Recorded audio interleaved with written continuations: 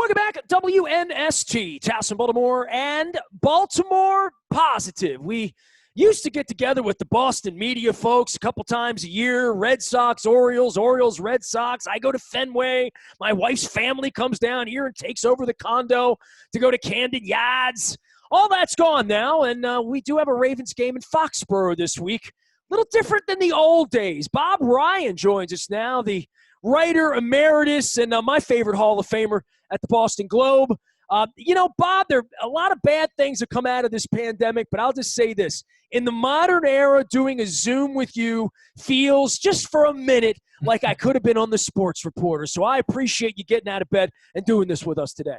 No problem. No, good. That was a great, fond memory, 29 years of that show. And Mike and Mitch and I still have a podcast we do twice a week, so we're still in business. Well, I wanted to promote that because I actually read Mitch's work last week out at the Free Press, and I just want to ask you, because we usually get together and talk about Ted Williams or Fred Lynn or Jim Rice or Earl Weaver or Brooks, all of those things. Last time I got together with you and Shaughnessy and all the Boston guys was the week that baseball started, right? So we were in a plague. They hadn't played a game yet. The Orioles were starting the season in Fenway. Where are you now 4.5 months later on sports and on all of this? I mean, you lived long enough to live during a plague here, Bob. Yeah, I'm pleasantly surprised at the developments that baseball and basketball and hockey were able to get through it and crown legitimate champions. And in each case, I don't think many people would argue that the team that should have won. The three teams that should have won. The Lightning, the Dodgers, and the Lakers. They all won, and they all deserve to be remembered properly as legitimate champions in this very odd, aberrational year. And football is lurching, bullheadedly the NFL, which, it's a pompous organization, as we think we well know. They're lurching ahead and with very little wiggle room to get it done, but they're on their way. And the one, though, that I think was foolish to even contemplate, and which I'm not going to acknowledge when they get around to a game in January as legit, is college football.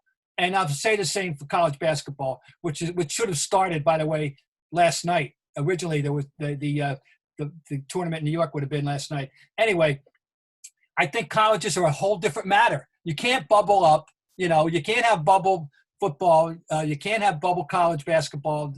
You can't do it. And I'm sorry. And so I'm skeptical about that, and I don't really approve of it. But the professionals, 3 of them got it done, and the 4th one's on its way to getting it done on its own shaky terms. Well, I was trying to take you down some sort of political avenue in the aftermath of the election year, but you've taken me right into my wheelhouse, which is, I thought baseball went a little Eddie Feynman. Now, of course, I'm in Baltimore. My team stinks. You're in Boston, where usually they're great, and they weren't any good.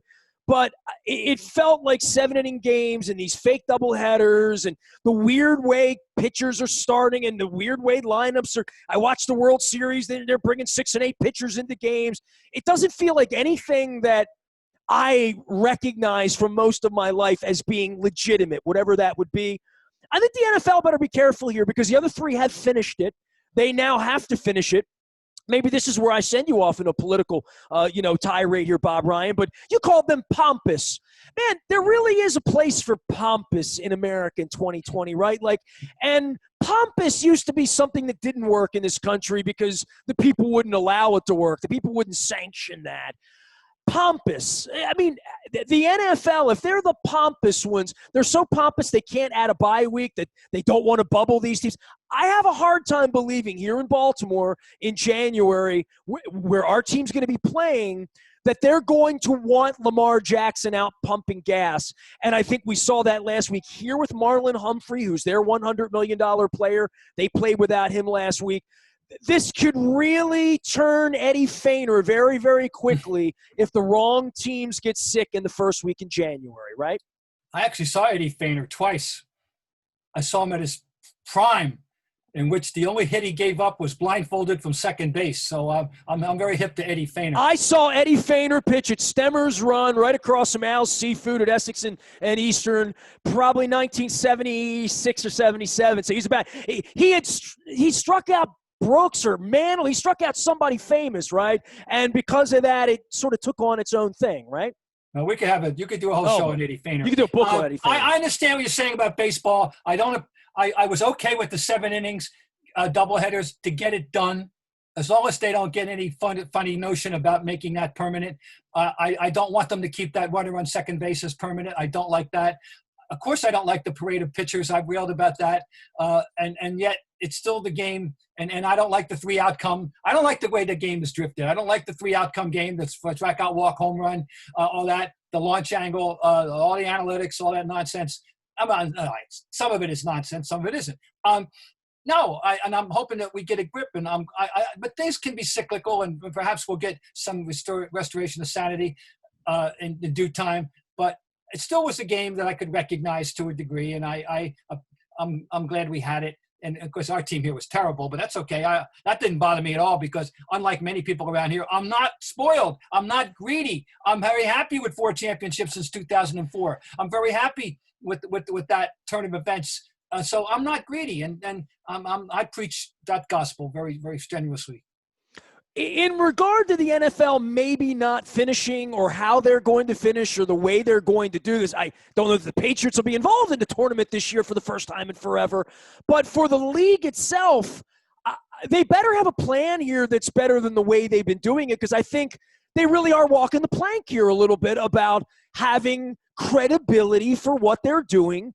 If a team were to get taken down or taken out, if the Chiefs go down, the season has no credibility, right? Well, then it would be, if we get to that point, sure. And I don't know that they've got a contingency plan or what their PR plan is in that regard. I mean, maybe they're too far down the track now. We're halfway through, I guess. But once again, I used the word pompous. I could have used a few other words, imperial. Sure.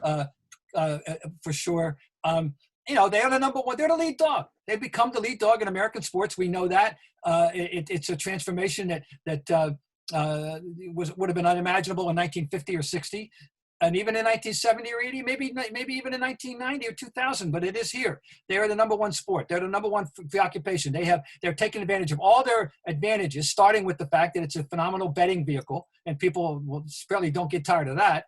It's once a week. It's an event. There's a lot of things and they're exploiting it. And they've done a great job of exploiting these advantages that they have.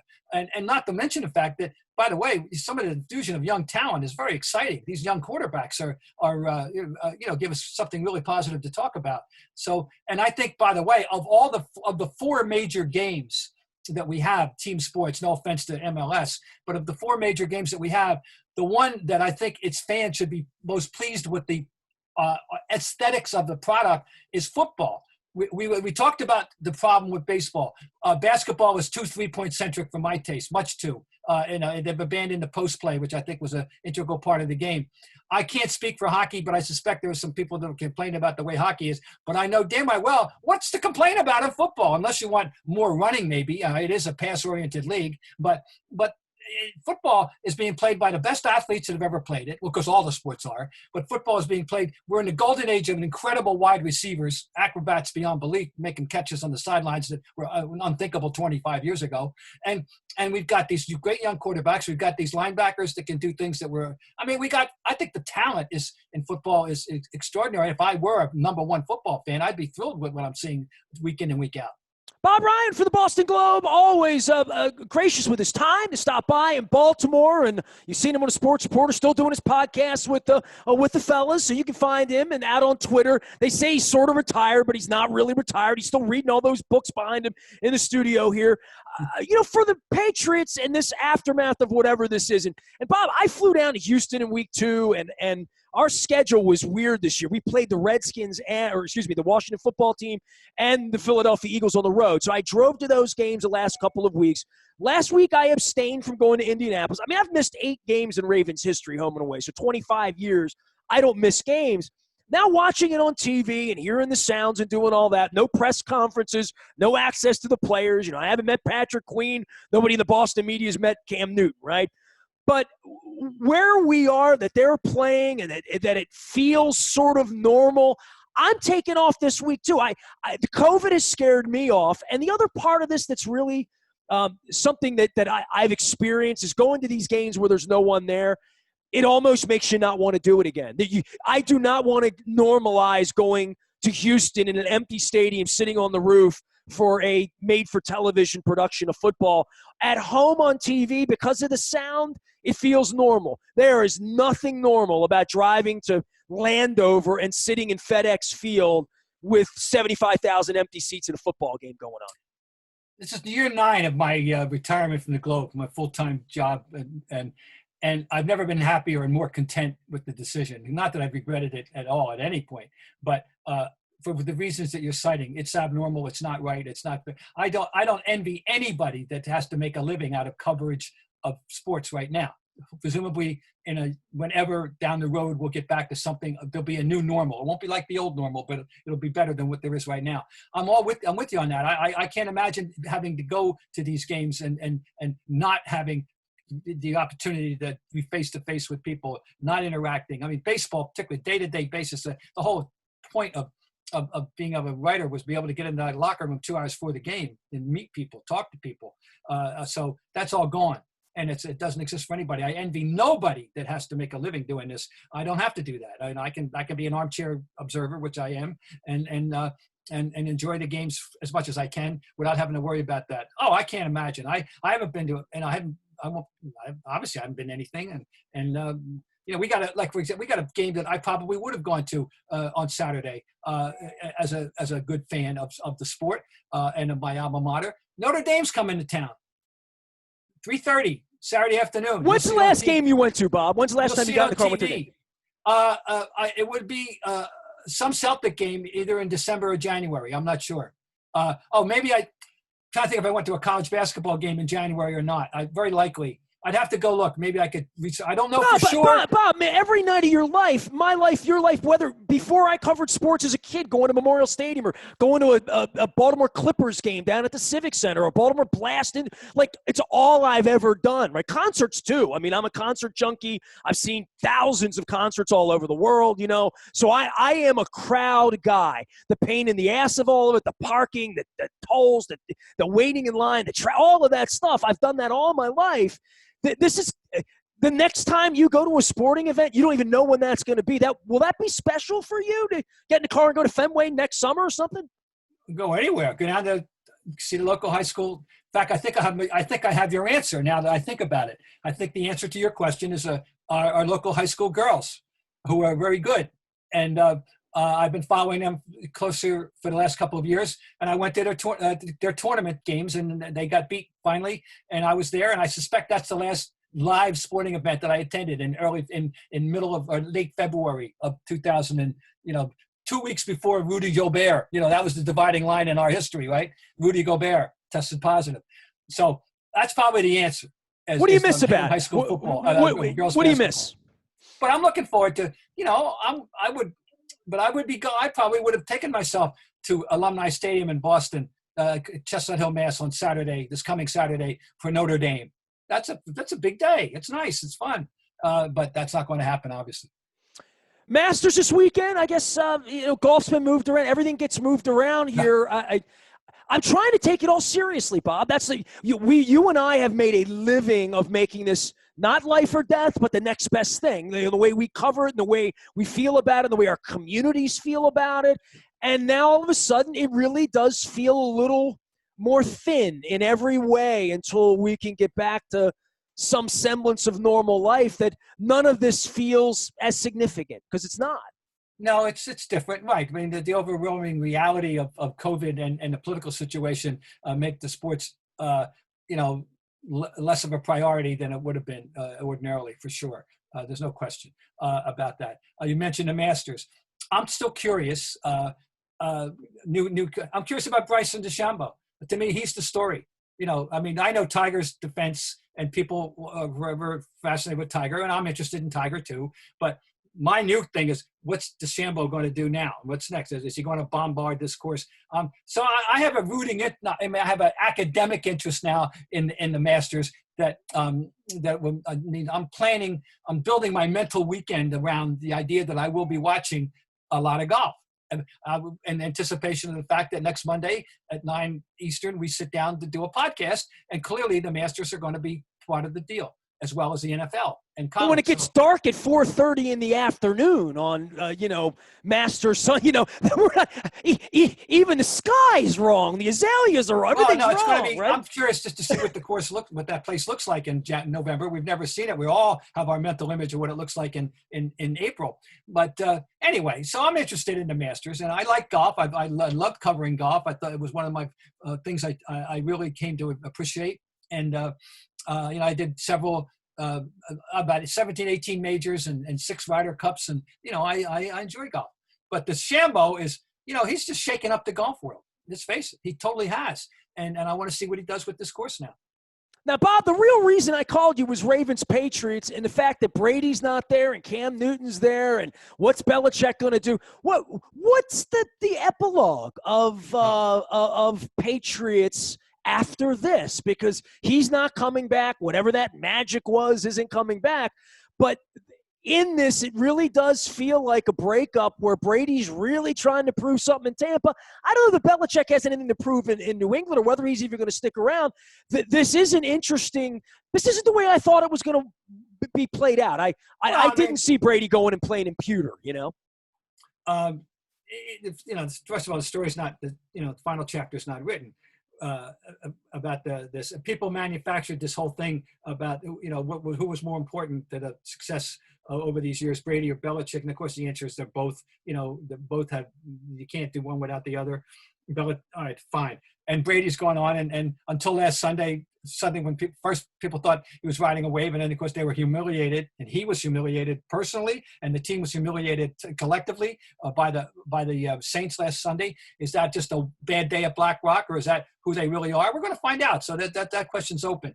But as far as the breakup was concerned, we're learning and feeling it out more and more. Yes, it was a divorce. It was definitely a divorce. And if you go back to, and people on the outside aren't really as fully aware of this. About 2 years ago, Tom Brady was asked a question by Jim Gray on the Westwood One interviews thing that he had about, and I forget how it was phrased exactly, but it basically was, do you feel sufficiently appreciated and respected in New England?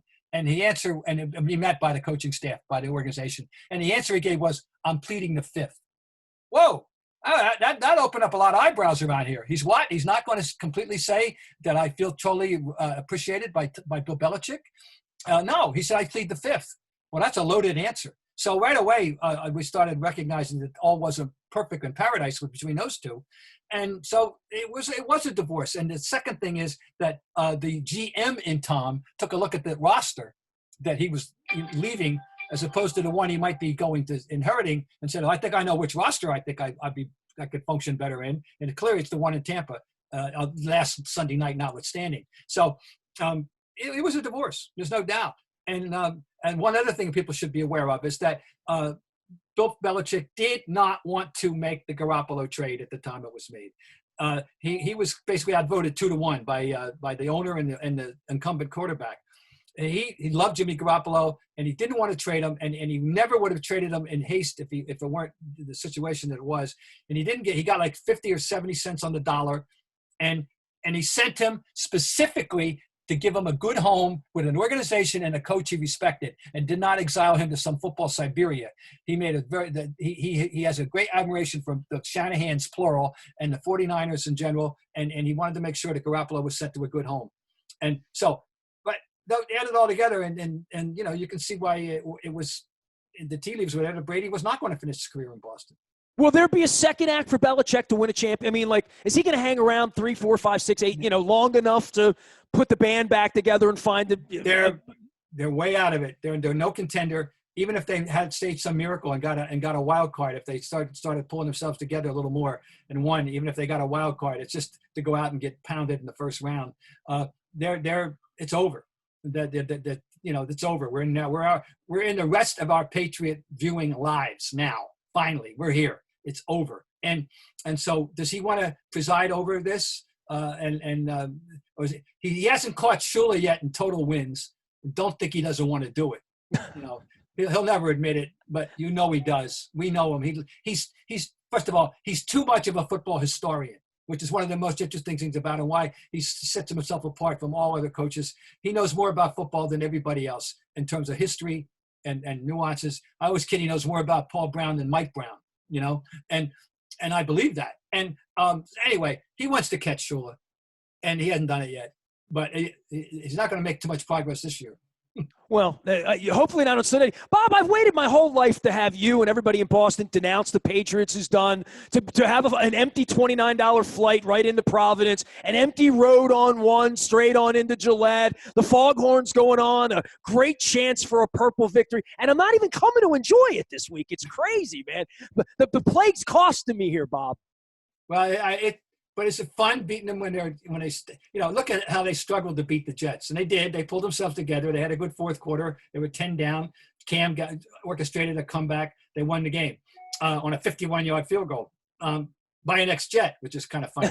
But that tells you all you need to know when you have to struggle to beat the Jets like that. And that was Joe Flacco to Brashad Perryman. We're all familiar with that around here, believe me. Yeah, right. So anyway, Cam's been so up and down.